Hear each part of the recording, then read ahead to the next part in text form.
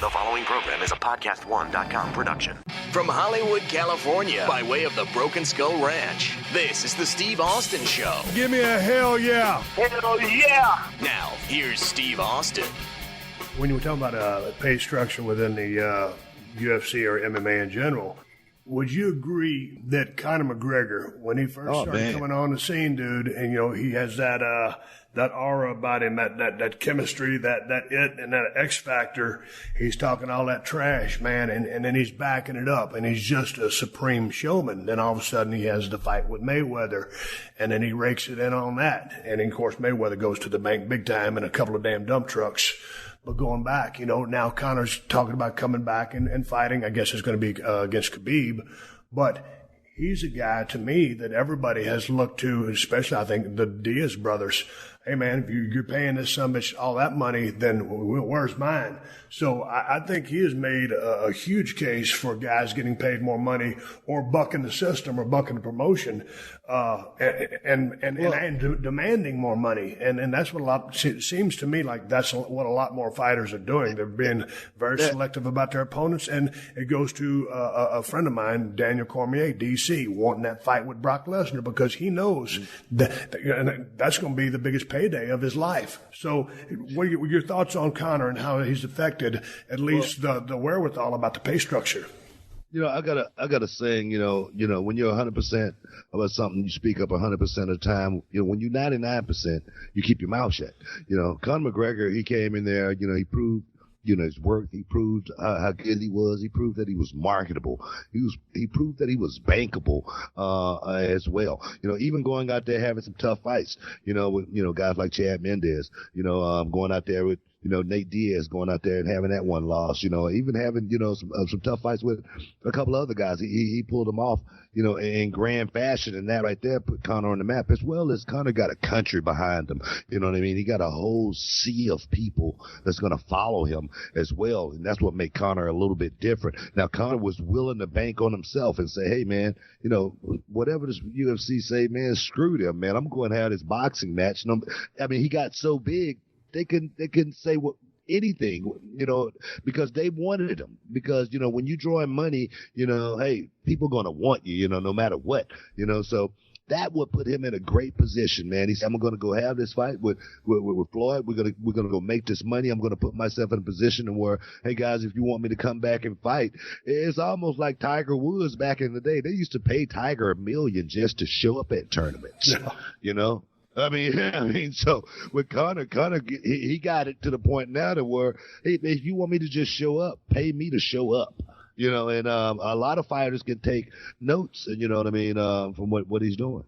Yeah, and you got to, because that's the business side of it. And a lot of people are, like you said, they're going for more money, as they should. Hey, man, when you get back to the main card, and we're all over the place, and man, we're just shooting the breeze. I ain't no technical damn broadcaster, as me and Booker T talking about pro wrestling, we're talking about money, we're talking about UFC. I don't really give a shit.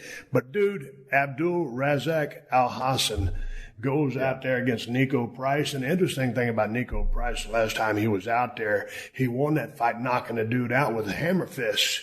And on that pay-per-view, a month or two ago, whenever that fight was, there was 2 hammer fist knockouts, which you don't really see that. But, he won in spectacular fashion. Dude, all of a sudden, he goes out there with Abdul Razak Al Hassan, and that match literally lasted, I think that fight lasted about, 40 seconds? Yeah. Dude, and then Nico came out there and hit him with the right hand, and I said, okay, he's got a little bit of height on him, he's got that range. And it's like Abdul, man, he stayed right within range. And so Nico couldn't get off. He didn't get off. And all of a sudden, like in the promo afterwards, when he was talking to Joe Rogan, he says, man, when people want to stand and trade with me, I just get mad and I start throwing back. And dude, he hit him with a shot and just knocked his damn dick in the dirt. No, I tell you, one thing about the 228 was the prelims literally stole the show. I can't even remember the 2 girls that was fighting. It wasn't Aspars, it was the other 2 girls, man. I had never seen them fight before, but they just beat each other up and bloodied each other up like, I've never seen before. And that's what's really, really cool. These girls, these guys, they're going to come out there, man. They're going to fight. It's no shame in their game as far as coming out there putting on the show. These guys, they go out there and they'll put their chin out there and they'll take a shot. Darren Till actually, I'm jumping around, but Darren Till was taking elbows to the face and he was laughing about it. That kind of stuff right there. When I see that with these guys, man, they truly believe, especially with the women, man, just like as far as like you say, you got to give her so much credit because of the beating that she took. They will go out there and fight to the end. And that's what I wonder, man. I wonder about the UFC fighter, man. Where do they get that from, man? What does that come from, going in there, knowing that that's getting ready to happen, knowing, it's a possibility. It's not like going out there swinging a tennis racket like Serena Williams and breaking down or anything like that. You going out there getting hit with shots and standing up for another shot. That's what's so impressive about these UFC fighters, man. But I always figure, man, like I think guys that got in the business that we got into, we're wired a little bit different. I think when you get in the fight game, you're definitely wired different. Everybody's wired to do whatever they end up doing, but it's a different mindset. But a question I wanted to ask you, just as far as we're talking toughness, we're talking evolution of MMA, we're talking pro wrestling. One of the things that impressed me about the preliminary card coming from the winners and from the main card, man, there were some really, really good promos done after the fight conducted by Joe Rogan. And because, man, we come from the business of selling tickets, I've seen many guys, or many girls, but mainly guys, they get out there and all of a sudden Joe's trying to interview them, and it's just a stream of F-bombs or just some kind of bullshit message that don't make no sense. But I always feel like that mic time, and I can only imagine what it feels like to feel what they've been through, the adrenaline rush, the beatings, everything, the physicality, and then all of a sudden someone sticks a mic in your face and it's time to make some money. I thought, man, there were some great promos. There were some very humble promos. Like Tatiana Suarez, what she said. Same thing with Aljamain Sterling, talking about how tough Cody was. Jeff Neal talking about how tough Camacho was. And Darren Stewart with the British accent. I think those guys all improved their stock and all made money. Same thing with Al Hassan when he takes down Nico Price. He gives him credit. But everybody was really well spoken on this event. And that always impresses me because I'm looking at the fights. I'm buying it for the fights, but I'm also, man, I'm looking for that guy who's going to get that mic time and put himself in a better position, either one with the promotion or two with the people and making money and taking advantage, because you don't always get that at bat. And when you do, you got to be, have the wherewithal to take advantage of that damn shining moment when Rogan or whoever it is gives you that time. Do you agree with me? Man, I look at the, like you say, everybody was humble, and you're supposed to be, it's a pugilist, game, you know what I mean? And it's about respect and whatnot. But the guys who make the money and put themselves in position for the big fights are the guys who are the best talkers, you know what I mean? The guys like Chael Sonnen, you know what I mean? A guy like Mickey Gall as of late. Mickey Gall, called out, CM Punk, and that one fight put Mickey Gall's name, in the books, and he went out and cashed in on it, So my thing is, cutting a promo is something that these guys really do need to learn how to do. Cutting a promo is as a class, perhaps, that these UFC guys need to take, because, going out there, and Muhammad Ali said, it's going to be a thriller of a chiller when I get to Gorilla in Manila. That right there, made me want to tune in. Yeah. It's a gorilla about to get beat up, in Africa, I mean, in the Philippines, so that right there, Muhammad Ali, Gorgeous George, these guys are the reason the fight game is what it is, and you got to know how, like you say, know how to capitalize off that 30 seconds to that minute that you have in front of you. You can't buy that time in front of the world. You should know that, as well as you should have someone coaching you on that right there. Hey, have you worked on your promo in case you win the fight? I know, but you're always thinking about the next step. And like, dude, I always appreciate the humble people, but I love the trash talkers. And it's like an old interview with GSP. He was like, he loves to hear all the people talk trash. But for him, that just wasn't how he operated. He was always that humble guy. And it's like, here's another guy, like a straight up killer like Cain Velasquez. He's not going to talk a whole lot of trash, but everybody that knows that Cain's a cardio machine, he's an absolute beast. He's been a little bit injured. He had a good win not too long ago.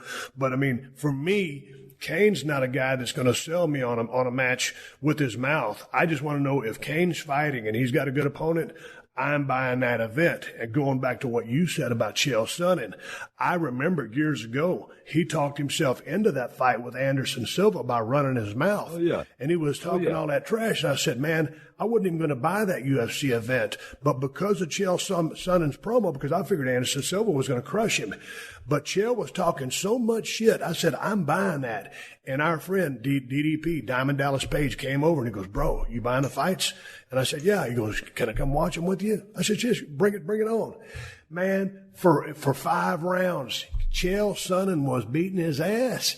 And all of a sudden he got on top of him, and me and Dallas were on the edge of our seat. And I kept saying, dude, he's going to catch you in a what it was, a chokehold or something. I said, man, it was like dangling a lure in front of a big mouse bass.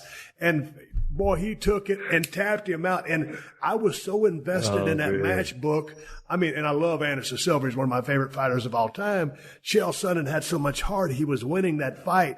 And I was like, you got to be shitting me. Yeah, but not only that, he talked his way into 2 fights. You know what I mean? So, because he got a rematch after that right there, you know. And Chael's always been good, man. Even in WEC, man, he talked his way into a title shot there, and, you know, he got beat, same thing, winning the fight, you know, and showed up, you know, last round, got tapped out. But Chael Sonnen has always been a guy who has put himself in position. He's always been a star, you know, and whether he's been the greatest fighter on the card or not, he's always been a star. He always believed that he was top 5. I can tell you that right now, and that's what makes Chael Sonnen and guys like him, you know, the money makers, you know, in that sport. And that's funny because it's not funny, but it's, you know, when they've got them all lined up at a table and it's Conor and he's stealing the show because he can run his mouth, or it's Chael when he's up there in that line of fighters, because a lot of fighters, that's what they do. They just fight. But those guys just operate at a different level, or just born with the gift of gab, but they command your attention by their presence and with their mouth, and in doing so, get themselves over with the fans, over with the promotion because of the interest, and put themselves in big money fights. Do you think Conor McGregor is going to be able to talk his way out of this ass whooping that he's going to have coming with Khabib Nurmagomedov? But dude, that's the question. You know, the last few fights I've seen in Khabib, man, he just swarms on you, and he gets you down, and he starts climbing up, and all of a sudden he's on you like a boa constrictor. I ain't never seen nothing like the guy, but it will be interesting because one thing that I really think about Conor McGregor, and it's one of the things I love so much about DC in his fight with Stipe. He's such a smart fighter. He's very cerebral. The same thing with Conor. He's a smart fighter, and if he can connect with that right hand, I mean, I believe he carries way more power than he gets credit for. But he's so athletic and dynamic. I don't know. It's going to be an interesting fight. Who do you see winning that fight? I mean, the way you got to look at it, man. I mean, Conor's good, man. The only time he's had trouble is when he's on his back. You know, standing up, Conor's always been, you know, superb. He's always been magnificent standing up, you know, but every time, you know, he's had problems on his back, he's gotten beat up just a little bit. Nate Diaz, Chad Mendez fought him on a 3-week notice and took him down on several occasions. If Khabib take Conor McGregor down, it's going to be a long night of beating for Conor McGregor, and we notice, you know, when he gets tired, when Conor gets tired, he's not the same fighter. And Khabib, he's a pressure fighter. You got to be willing to go for 5 rounds pressure and have win for 5 rounds. This is a guy who hadn't fought since he fought Mayweather. You know what I mean? In a boxing match, he hadn't been in the octagon in quite some time, and now he's coming back against a guy of this caliber, Nurmagomedov. I don't see it being a good fight to come back to me personally. If I was him, I would say, hey, man, give me a warm-up. I'm Conor McGregor. I got $100 million in the bank. I don't need to fight this guy. But it's interesting to see the way Conor can get in a guy's head, because I truly believe he got in Jose Aldo's head way back in the day, and all of a sudden, here comes Jose Aldo. They charge each other, and Aldo gets clipped. It's a knockout in 14 seconds. And of course, but he flashed it. But I think he got in his head. But I really don't think he'll be able to get into Khabib's head. I don't think he's going to be able to get into Khabib's head. I mean, it's not like that fight right there. That fight was it was beautiful the way Conor went out there and finished it off. Spectacular highlight knockout. But with this guy Khabib, I've been watching the fight game for quite some time, and I've never seen a guy that fight. Like I say, levels of the fight game. This is a guy that fight at a different level. And when I saw him beat the Brazilian kid, what was the Brazilian kid? I can't think of his name right now. Big time kicker. But Nurmagomedov went out and beat him so bad. And this is a guy that, sometimes you say, man, I mean, he's spectacular. I can't think of his name right now. But I tell you, this guy is something special. He's something that Conor McGregor, if I was Conor, I would not want no pieces of this fight right now. But this shows you the balls of Conor McGregor. This shows you what kind of man Conor McGregor is. These Irishmen, man, they don't duck nobody. They're fighters. And for Conor McGregor to come back for his first fight back in the UFC to take on this fight, it shows exactly what kind of man he really is. So I give him a whole lot of credit for it. Boy, and it's going to sell a whole lot of pay-per-views, but going back, I cannot remember Khabib's opponent either, but it was a high-level guy. But it was a fight that reminded me a whole lot of the Tatiana Suarez versus Carla Esparza match, because it was total domination and destruction. Edson Barbosa. That's what it was. Yeah. Edson Barbosa. Yeah, Edson Barbosa. He's explosive. He's a very a really, really good fighter. And I tell you, Khabib, like you say, climbed on him and crawled on him like, a snake, man, and made that man look like he had been through a war. And Khabib didn't have a scratch on him at the end of the night. And the thing is, he didn't even look tired at the end of the night. You know what I mean? So that's the thing that I think that Conor's going to have to deal with more than anything. And I don't know the headspace or the mindset that these guys are into, because that's not my game. I just like to watch it. But to me, that Khabib has that presence about him where if you go back when Ronda started running through everybody with those like 6 or 7, armbar submissions, it was like she come down that damn ramp with that BMF walk, and she was so intimidating. She was in a lot of people's heads. I believe that Khabib possesses the same type of thing. He comes down with that gimmick fur hat. It's like dude's out of Russia or wherever he's from, and he has that intimidation factor. Now, I don't know how easily intimidated people are out there, but dude, the weigh-ins or just right there at the introduction inside the octagon, they're giving each other the stare down, trying to get in each other's head. So it's going to be an interesting fight. I mean, in life, you can look a man in his eye and tell if you want to test him or not. And Khabib is one of those type of guys. He's not a guy you're going to look at and intimidate. He's not a guy that you're going to see at a bar and say, hey, man, move over to the next stool. He's not, and he do it. He's going to just go to, beating up on you. That's the mentality, of a guy like Khabib. So I do not see Conor McGregor bullying Khabib. I don't see him coming back intimidating Khabib because, like I say, you can look in a man's eye and tell if you want to deal with it. Everybody always knew about Haku. I mean, in our business. I never got into a fight with Haku or anything like that. We never, were in any beef, and I made sure of that, but I do know that, he's not a guy that I wanted to actually get into it. If I had to, I would have had to, try to hold my own. But I do know he's not a guy that I wanted to get into it with. I just knew that. Right. Let's move on, because Jimmy Rivera defeated John Dodson by unanimous decision. Great movement by Rivera. I mean, Dodson is a real quick cat. Just to me, he couldn't really get off, and Rivera with the pressure was more active. And so the fight was what it was. It was simple. Rivera's a guy that's on the way up, man. Rivera's a guy that's a tough guy. He's a tough customer. He's a guy that's going to be around. You're going to be talking about him for the next, 3 to 5 years. You're going to be talking about Rivera. John Dodson, he's a guy that's put in a lot of work. He's a guy who's had a lot of title shots. He's a guy who's, been in a lot of wars. He's a guy who's been knocked out before. I always say you get knocked out in the sport, just one time. You're never the same fighter ever again. You might be good, but you're never the same fighter. I go out there and get knocked out. And John Dobson, man, he's been great for the sport. I mean, he's been around so long. He's got an afro now. That's how long he's been around.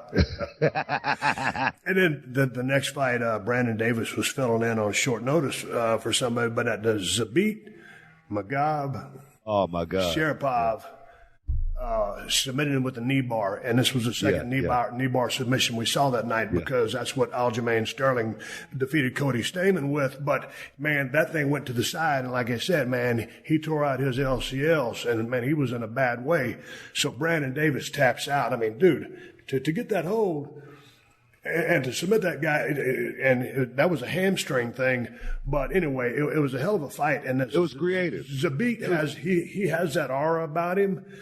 I thought Brandon Davis tested him a little bit more than I thought he was going to test him because you normally on a short field, and like you said, Chad Mendez gave Conor a hell of a fight there for a little bit way back in the day. Well, but Brandon Davis fared well, but this kid is special. It was creative, man. I mean, to see a tap out like that, to see a move, just like Aljamain Sterling, man. I mean, I don't know. I don't know what's in those guys, man. I actually seen, one of the Nogueira brothers, with Frank Mir, get his arm broken, and he actually looked at it. He didn't even go, ow. That's what impressed me even more. He just looked at his arm like, hey, I think he just broke my arm, and I was like, so when I see these fighters, go out there, like the Jermaine Sterling fight, like that Zabit fight, it's very impressive, man. These guys, they go out there and they put themselves through stuff that I can't even imagine putting myself through. I can't even imagine going out there, letting the guy lock my leg up like that and pulling on it, and I know it has a chance of breaking. I'm tapping, as soon as he start to touch the ankle. That's the time. That's what I'm doing. You know what I mean? So it amazes me when I see that. So but I did there again. Another guy going to the hospital. But there again, a great win, and I was thoroughly entertained. Hello, and welcome to Pluto Phone. If you know the name of the movie you would like to see, just stream it for free on Pluto TV, where all your blockbuster favorites are landing all summer long. Catch Anchorman, The Legend of Ron Burgundy. Fantastic. The Matrix Trilogy. Welcome to the real world. Mean Girls. Shut up. Titanic. I'm the king of the world. And so much more. For showtimes, press nothing. They're free 24/7. That is so fetch. On Pluto TV. Stream now. Pay never. Man, when you talk about the Jess Andrade match, fight against Carolina Kowalkiewicz, back in the day, half a year ago, Carolina got over when she was fighting Joanna Jedrzejczyk because she's two Polish chicks going at it.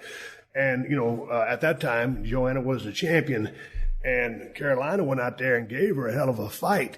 And she was so unassuming, just kind of standing against the cage, just like she was before this match.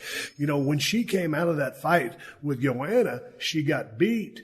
But because she was just such this well-spoken sweetheart who happens to be a badass, but because she handled the beating or the loss in the fashion that she did, she got over with that crowd, and that set her course through a loss. Yeah. And then against Jessica Andrade, holy smokes, man. She climbed up there, and that was just absolutely brutal.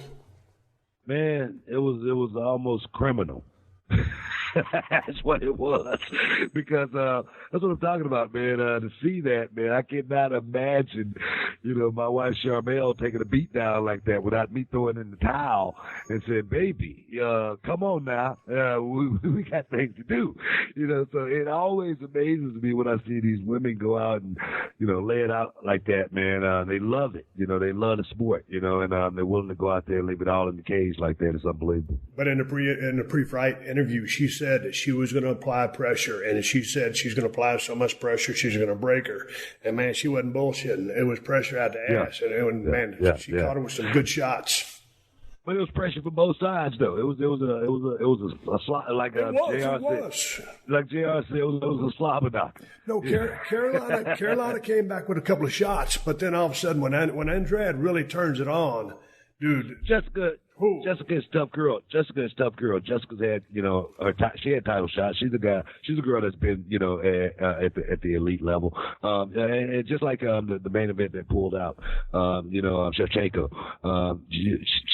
When they fight at that level right there, they are the elite of the sport. Andrade, she falls into that category. Let's talk about that fight right there. As far as Nico Montano pulling out in that fight, with Shevchenko. What do you think about that? Well, dude, I'm glad you brought that up, because all of a sudden I'm looking at the card. My buddy that I always talk UFC, Joe Romero, was telling me about how bad Shevchenko is, and then all of a sudden, man. I had never heard of what's her name, Monica. Nico Montano. Yeah, Nico Montano, and then she pulls out of the fight, and it seemed like Shevchenko was kind of predicting it. I didn't even know how, I'd never heard of that woman's name, and I didn't know how she got the belt or if it was an interim belt. Well, dude, what was the story on that? And was it a tough weight cut for her? See, that's the thing, man. I said the same thing. I was talking to my partner, Brad Gilmore, about this fight, and the Nico Montano, she won the fight in the Ultimate Fighter. They did a Ultimate Fighter with the women, and the winner was become the first flyweight champion. And that's great and all, but me personally, if you win the Ultimate Fighter, I think you should just get an Ultimate Fighter belt. You shouldn't get a title that you got to go out there and defend against the best in the world, because you're actually not the best in the world. You just won a tournament with a lot of other girls trying to come up, almost like getting a tryout. Right. You know what I mean? And then her first title shot, they throw her in there with the baddest chick, if not one of the baddest chick in the UFC, Valentina Shevchenko. I would have pulled out of the fight too. I would have said, no, this ain't right. Forget this. I'm not doing it, because I just thought that Nico was. She was good at what she did in the Ultimate Fighter, but she was nowhere near the caliber of fighter that they were. It was a mismatch, and I just didn't like the matchup. But from what I heard of it, I heard she put heat on herself by backing out of the fight. Well, she put heat on herself, but I would have backed out of the fight too, because she was going to take a beating that she has never taken before. I just don't think that like you say, that title that she got, it wasn't an interim championship. It was supposed to be a legitimate championship with a bunch of contestants. I don't see a title being created that way. If you're going to create a championship of that caliber, you let the girls who actually going to be in that division that's in the UFC be a part of that. Not they shouldn't be excluded from that process. So I just think it was wrong and outright for the UFC to put Nico Montano, a person that you don't even know, Steve, you never heard of before, in a fight with someone the caliber of a Valentina Shevchenko. It would have been a rout. Well, point well taken, and I get it. But finally, let's go to the main event. Tyron Woodley against Darren Till, and Till was the favorite going into this fight. Why? That's what I'm asking you, because it just, to me, Tyron Woodley just doesn't seem to get the respect that he deserves. I mean, to me, like the two Wonder Boy fights, stylistically, Wonder Boy is a hard matchup for a lot of people. Yeah, and then Tyron Woodley, he's heavy-handed, he's a wrestler, and those fights were what they were. And I'm a Tyron fan, but all of a sudden they start showing me highlights of Darren Till, and here's the thing, Book. I had never heard of Darren Till, but obviously you never heard of him before either. No, dude, and he's a 25-year-old stud from England. He's got a bright future ahead of him. But I tell you what, I think Tyron was a little bit. I think he was a little. I'm damn sure he felt disrespected. But man, what a game plan he went in there with, and man, I don't know what they call it, the Darce choke or whatever. And I think they covered it on the announcing. And Tyron is not a submission specialist, and to tap that guy out with a submission, it was a pretty spectacular fight.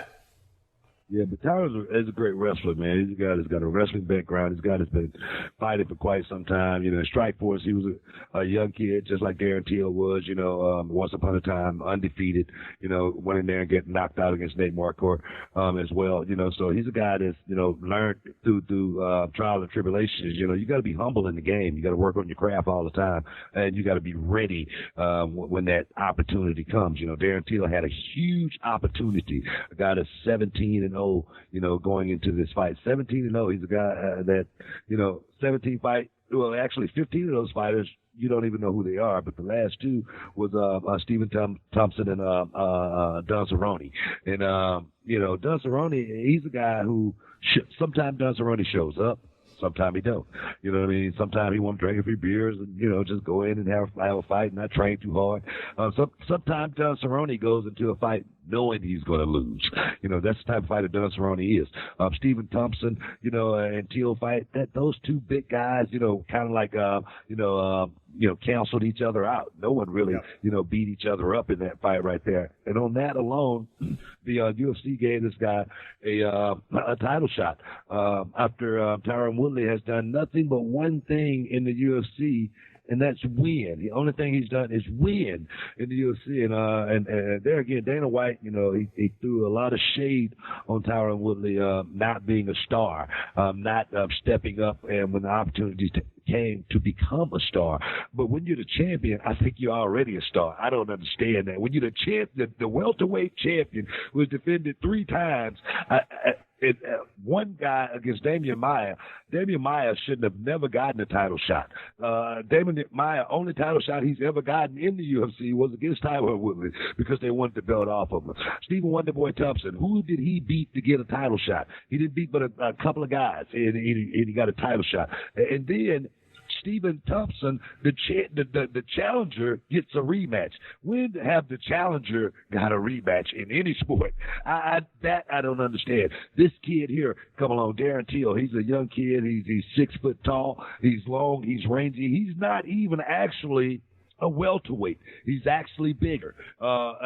We got to get the belt off Tyron Woodley because he's bucking the system. He's not going the way he's not rolling the way we want him to roll when we tell him to roll that way. You know what I mean? So the thing is, it was all about getting the title off, you know, Tyron Woodley. But Tyron Woodley proved to the UFC, like he's been proving since day one, he is a prize fighter. He's very tactical, and he can beat anybody on any given Sunday with that big right hand. If he touch you with that right hand, you're going to feel it. You're going to go down, and ground and pound came there shortly after, and then choke out. The kid fought hard. He got valiant, but he took a beating that he never thought he was going to take.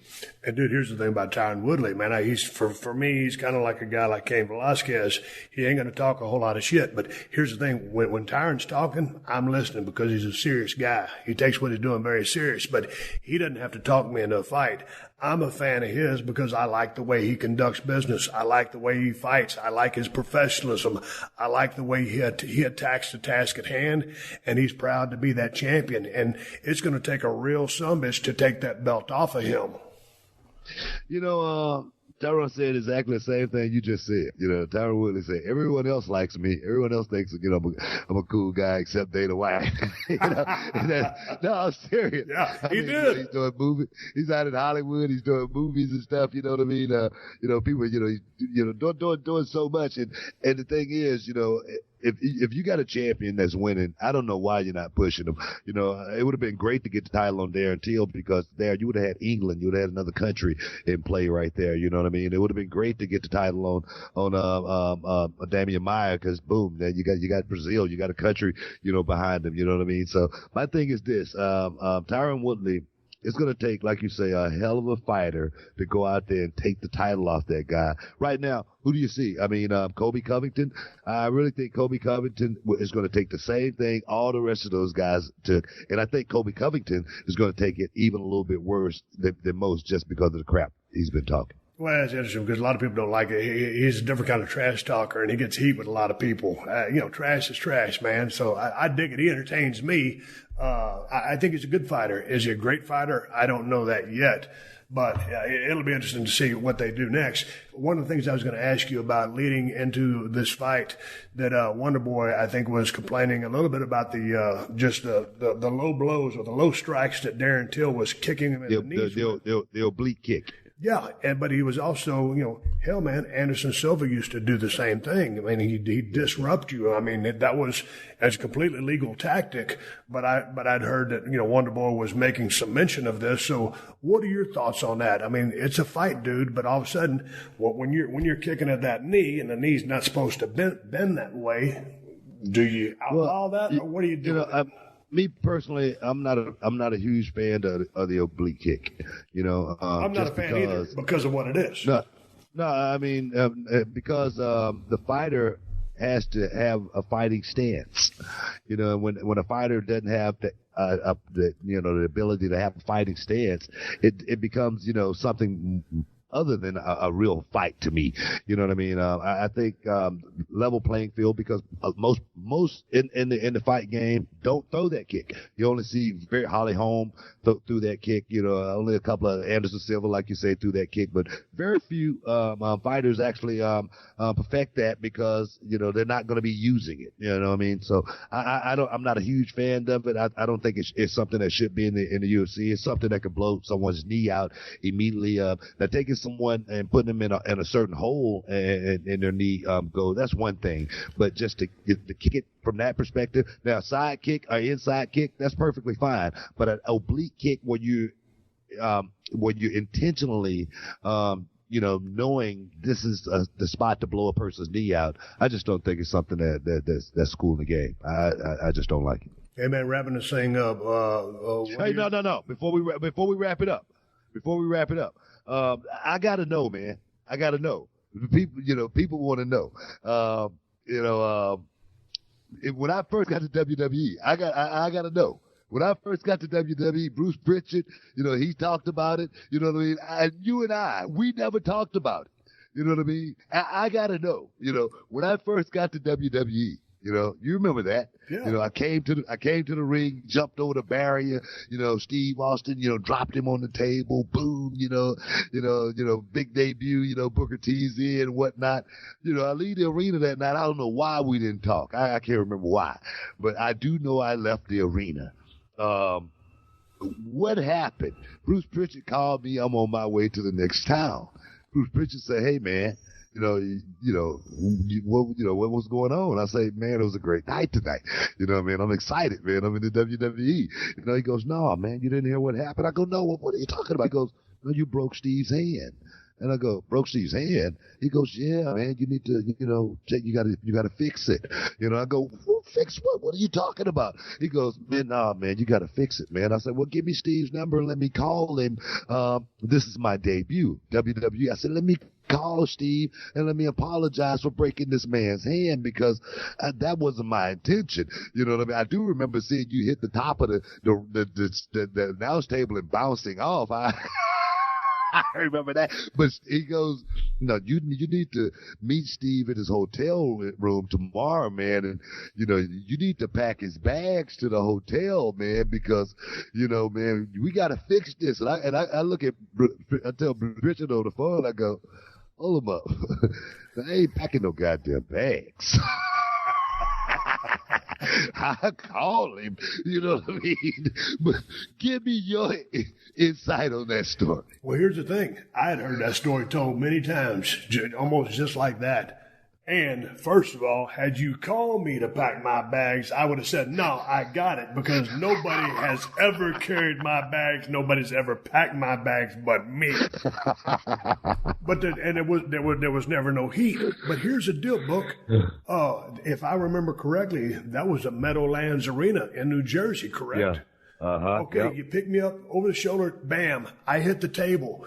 The deal was, I was so slippery from being so sweaty. You know how those tables are. You never know what they're going to do.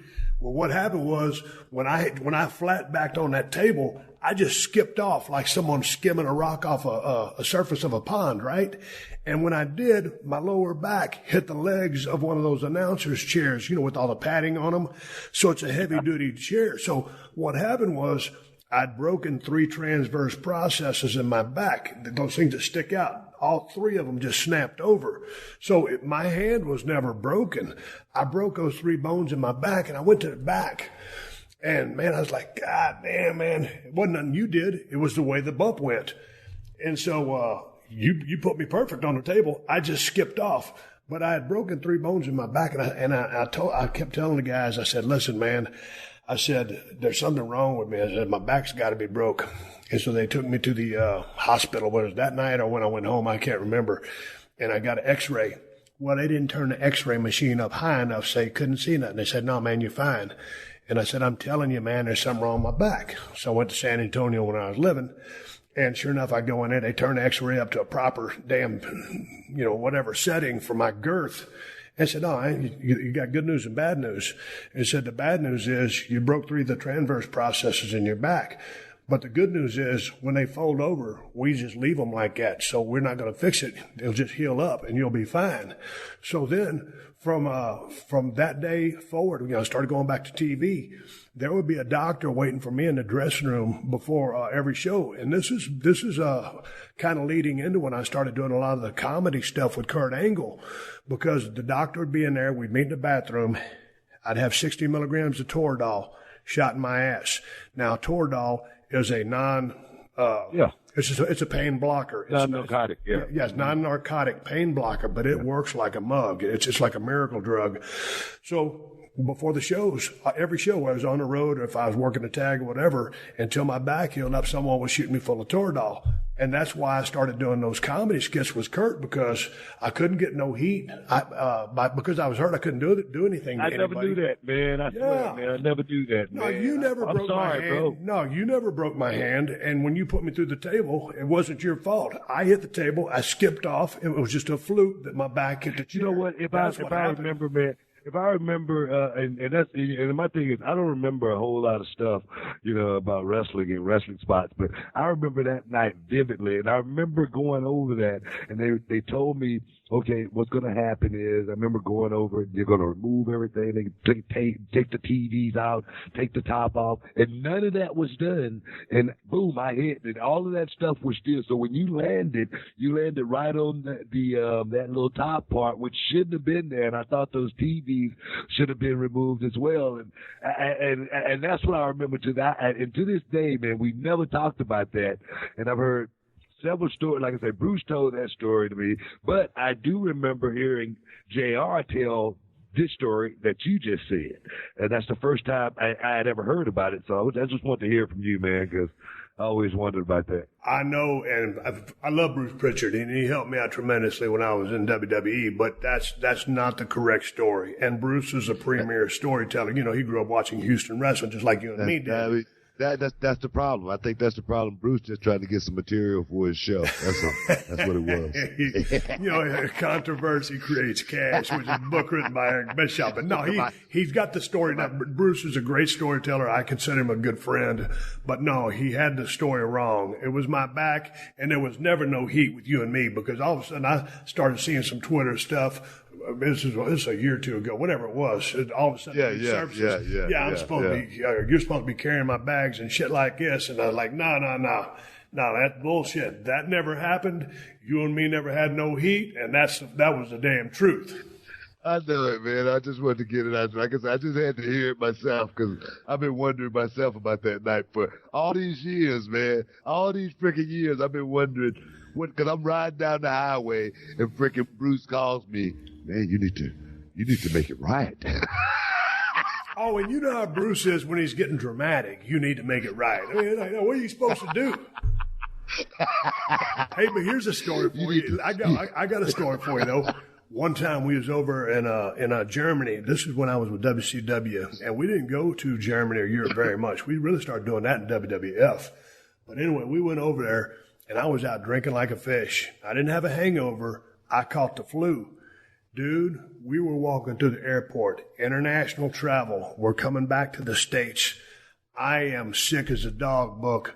I consider myself a pretty tough guy. Am I the toughest guy walking there? No, but I'm going to work hurt. I finished the match after almost getting paralyzed.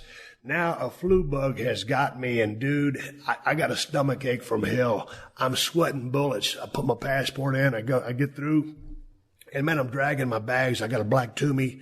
Everybody was carrying Toomeys back in the day. And there was Sting. Sting was a world champion. And dude, Booker, I'm selling like a mug. And I look at Sting because it was almost like a dude crawling across the desert trying to get some water. And I said, Sting, I said, man, I ain't feeling good, man. Could you carry my bag for me?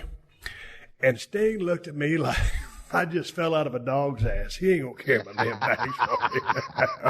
But Book, that is the only time I've ever asked somebody to carry my bags, and I wasn't carrying no bags to get up a favor or get a push. I was sick as a son of a bitch. Holy smokes! And Sting would carry my bags. I said, well, I guess I better grind it out and get my ass on the airplane. Booker, I sat down on that airplane, and for some reason I think I'd upgraded to first class because this is before. I could even get first class. I might have been coach. I don't remember. But dude, those flight attendants took care of me because it was about an 8 or 10 hour flight back to the States. Yeah, right. And man, to get those barf bags that nobody ever uses. Yeah. Dude, I filled up probably 6 or 8 of those on that flight back. And they would just take them from me and hand me another one.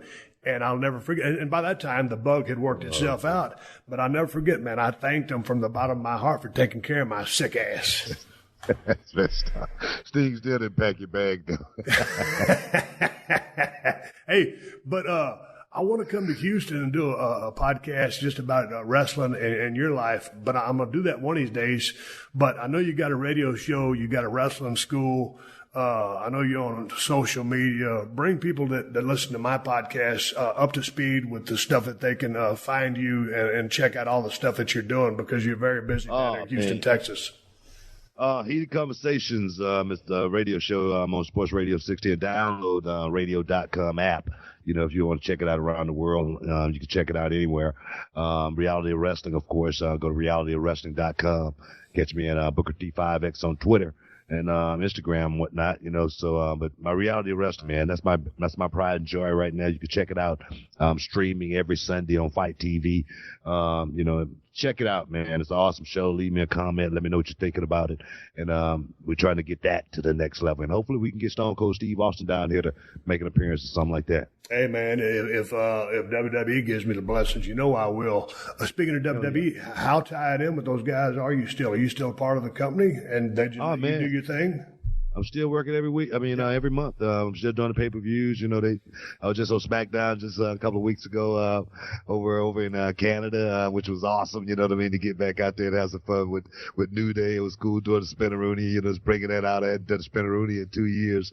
But I love still being a part of the company, man. I still love being an ambassador. I love being around the young guys, man. They keep me young. I love being able to, give them that knowledge, man, as well as, push them to the next level, man. They need someone like you and I, telling them, hey, man, go out there and do your thing, man. I got a chance to talk with Bray Wyatt one day, man. He told me, man, no one's never talked to me like this before, you know what I mean? And to be able to do that with these young guys, man, hey, I love it, man. I remember Ox Baker told me one day, man, he didn't have to do it, but he pulled me aside and he said, hey, kid, you got a lot of talent, man. He said, you're going to make a lot of money in this business one day. He said, but you're going to come up against a lot of obstacles. He said, you just got to figure a way over them, round them, under them. Sometimes you got to go through them. It was important for me to have someone like Ox Baker putting that thought in my head. And the thing is, he didn't have to. And for me to be able to do it with these young guys, man, it's freaking awesome. It's always great to get information from the veterans who have been there, done that, and take the time to pass that knowledge along. So I'm with you. I'm right in the same boat with you. My last question is, I've been hearing rumblings. I don't know if it's a shoot. I don't know if it's bullshit. Shawn Michaels trying to talk him into another match after he said he'd never have another match. I don't know what's going to happen with that. We'll see. My question to you is, we know I'm done. Everybody's known I'm done. I always tell everybody I'm done. I'm not going to have another match. But does Booker T have another match in him in a WWE Squared Circle 20 by 20? Well, I tell you right now, man, if WWE was to call me and say, hey, Book, we want you to do a match, with Stone Cold Steve Austin, I'd do it. You know what I mean? I do it in a heartbeat. But I'm not looking. I've scratched every itch I've ever had to in the business, man, as far as work and go. But I do want to have one more match. Here at Reality of Wrestling, one of my students, the guys that I mentor, the guys that I coach, these guys got to know that, hey, their mentor, their sensei can go out there and still do it. Hey, I'm still the boss, and I got to go out there and show these young guys that I'm still the boss. So it's very important for me to do it, but only here at Reality of Wrestling, as well as my son. He's 8 years old, man. He asked me just last week, he goes, Dad, what was it like when you was wrestling? And I pull up some old YouTube, and show him, and he goes, man, you was good. You know what I mean? I wish I could have saw you, you know what I mean? So I say, let me show my son, that Dad, can still go out there and hold his own a little bit. So that's important as well. Hey, man, I always keep saying I got one more question for you, so I'm gonna leave that one as the last one, but you're a guy that I could talk to for days, and I always wanted to get down there in person, but I said, hell, we carry along so much on the telephone as well as we do, so I figured, man, let's just do a Skype so we can finally get a podcast done, but I want to come your way. I'd like to come down to a show and experience that, and or I'd love to return the favor as well to ever be on your show if you wanted me, but I'd love to do another podcast and talk about your life. I know you've talked about it so many times and been open and very candid about a lot of things, but I'd like to shoot the shit with you again at a deeper level sometime down the road. Let's get it done, man. Let's get it done ASAP, man. Like I say, we got a lot to give, man. We got a lot to give. There's so many people out there want to hear, us talk about, what we've done, because we've done it, Steve, at a very, very high level, man. We've entertained so many people for so many years, man. And for us to actually still be here, man, we lost so many soldiers along the way, man. We lost so many carpenters, man. So many guys that could be giving back, and letting these young guys know what it's like to experience what we're going through right now, man, because I love being on this side of the ring, man. It's awesome. I play golf every week, man. You know what I mean? I go out there kicking all my buddies' asses, and having a cold. And so, hey, man, to be able to do what we do, man, is special. So, hey, man, whenever you need me, man, just call me. Let's get it done. Say when. You got a golf game? Hey, man, I play, bro. I play, man. That's my thing, man. Are you serious? I got a simulator at home. I've been playing for like 13, 14 years now, trying to get on the, celebrity golf tour, I played in a few pro-ams, whatnot, and I'm bad, man. When I'm like, I call myself Tiger Book Woods on the course. Dude, I'm coming down to play golf with you, and I ain't worth a shit, but my competitive level, dude, I'm going to give you a run for your money. Booker T, WWE Hall of Famer, it was great talking to you. Appreciate it, Doc. Thank you for joining us for another classic episode of The Steve Austin Show. Please leave a rating and review on Apple Podcasts and tell your friends. For more Steve Austin Show, go to PodcastOne.com. That's PodcastOne.com.